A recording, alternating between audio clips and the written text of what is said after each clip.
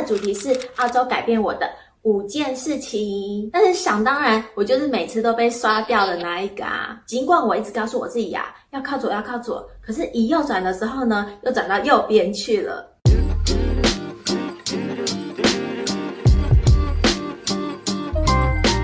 Hello， 大家好，我是 Bella， 今天也非常感谢你点开我的影片，谢谢大家。上一次我在做10大最佳退休地点的时候，收到了一个留言，有观众想要让我比较一下呢，台湾跟澳洲2个地方不一样的文化是在哪里？还有为什么我会想要留在澳洲生活和工作呢？关于这个问题啊，让我想一想哦。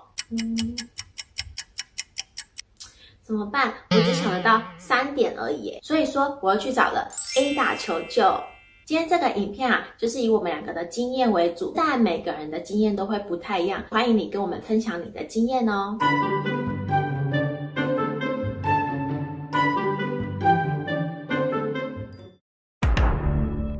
都知道我是在2011年的时候来澳洲 working holiday 之后就一直留在澳洲生活了。我刚到澳洲的时候呢，其实对于他们的澳式英文还有在室内穿鞋这2件事超级不习惯的。在台湾我们学的是美式英文，加上乡下的农场主人他们使用的是 level up 的澳式英文，所以我刚来的时候常在想，你们到底在讲什么啊？我怎么一句都听不懂？我来到澳洲以后最有感的改变就是我更常出国旅行了。我这个人呢，爱旅行的程度让我可以忽略我的身高还有长相，也要去参加空服员面试。但是想当然，我就是每次都被刷掉的那一个啊。我又在台湾找了国外业务的工作，是圆了出国梦没有错啦。但是出国的时候发现呢，自己还真的都是在工作废话哦，不然老板出钱让你出国玩的吗？像我这种文组出身，然后又没有什么惊人履历的人，其实在台湾的薪水真的超低的。可是来澳洲以后呢，我的可支配收入就变多了，再加上我之前公司给的年假又特别多，所以每年我们都会至少出国2到3次，还不包含澳洲的境内旅行哦。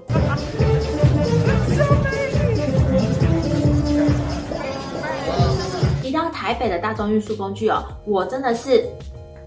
我以前都叫我自己是公车小达人不但方便，还四通八达。不管你今天想要到哪里去，台北的捷运和公车呢，基本上都包办了。澳洲因为地大物博的关系，除了 Sydney 跟 Melbourne 以外，如果你在其他的地方，最好还是要有车会比较方便一点。大家知道，我们可以直接用国内驾照转成澳洲的驾照嘛？如果你是一个本来就有在开车又习惯左驾的人，到澳洲的时候，一刚开始一定会非常的不习惯。再加上我们换驾照又直接省略掉了120小时的道路练习时间。尽管我一直告诉我自己要靠左，要靠左，可是一右转的时候呢，又转到右边去了。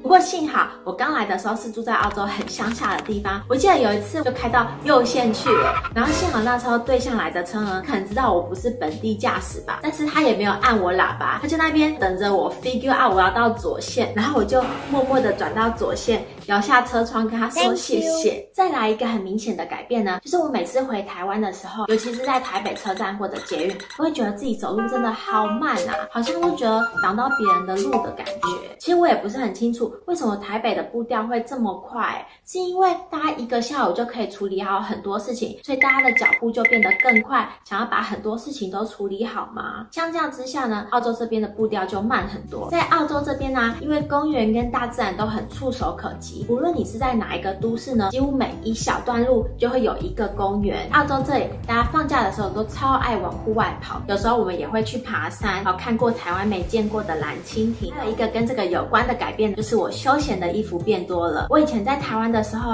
有超多高跟鞋的，可是现在呢，我大部分的鞋子都是以舒服为主。当然澳洲这边也是有很多很爱打扮的女生，可是我觉得最大的差别是呢，假如你今天没有打扮，走在东区，那你可能会觉得有一点不好意思可是如果你今天同样没有打扮呢，走在 Sydney 或 Melbourne 的街头，你可能觉得还是只有我自己就还蛮自在的。你们看我前年回台湾的时候跟朋友的合照，我有一点不太一样。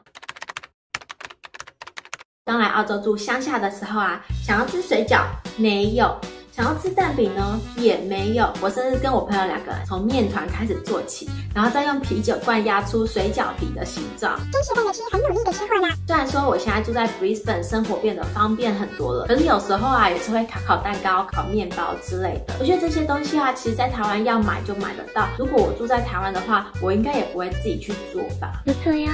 而且在台湾的时候啊，我是在乡下眷村长大的嘛，就是传统的那种大家庭啊、三合院的。小时候逢年过节的时候呢，我外婆就会带我去菜市场买很多的材料，做粽子啊、做年糕，煮一大桌的菜。现在就很不一样啦，因为现在就只剩下我跟Ben 2个人而已。有时候逢年过节，我连那个节日都给忘了。之前工作的地方啊，过圣诞节的时候，我同事也会问我说要不要去他们家过圣诞节。可是我觉得去参加别人的家庭聚会真的很奇怪。虽然说以前在台湾的时候，大家都会互揪，会很常会去我朋友啊或同事家过夜吃饭什么，可是那个是平常日，也不是过年的时候啊。现在就变得很习惯孤单的吃饭，真的很怀念以前大家庭的时候，大家互相抢食的那种感觉。最后，我觉得我最大的改变就是开始学会尊重还有包容别人的文化。澳洲是一个移民国家，人口来自世界各地。以前在台湾的时候啊，我的周遭也不能说是全部啦，至少大家的想法都会差不多，就是一种住在同温层的感觉。哎呀呀，好温暖啊！我刚到澳洲的时候啊，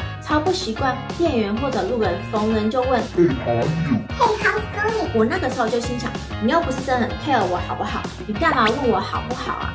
可是后来我朋友就跟我说，你这样不行啊，这是一种澳洲当地的文化，我们应该要学着尊重还有接受它才对。尤其后来进了澳洲职场的时候，我同事里面就有很可以包容异国文化的人，也有很不能包容异国文化的人。举例来说好了，几年前我有一次感冒咳嗽的很严重嘛，那一阵子呢，我都会戴口罩去上班。公司里面有一个其实他是以前在那边工作，但是后来退休了的人，他就常常会来事务所跟大家打招呼啊。那个时候他看到我戴口罩，他没有在我面前说，他就私底下去跟其他的同事说，菲亚是觉得我们会把病菌带给他，是不是？他干嘛戴口罩啊？幸好后来其他的同事听到啊，就制止他说，你不可以这样子，这是亚洲人生病的时候对其他人的一种体贴。其实我当下听到的时候，觉得超温暖，然后超感动的。我那时候就想说，我以后也要当那种可以尊重别人文化的人，然后要少拿自己的标准去评断别人的行为。以上这些呢，就是我个人搬到澳洲11年来感觉到澳洲跟台湾文化的不同，还有我因为在澳洲生活而做出的5个改变。也欢迎你跟我分享你来澳洲之后有做出什么样的改变哦。如果你喜欢今天的影片，麻烦你帮我按赞、订阅、分享。如果你想要我做什么澳洲相关主题的话，也欢迎在下方留言给我哦。那我们下次见，拜拜。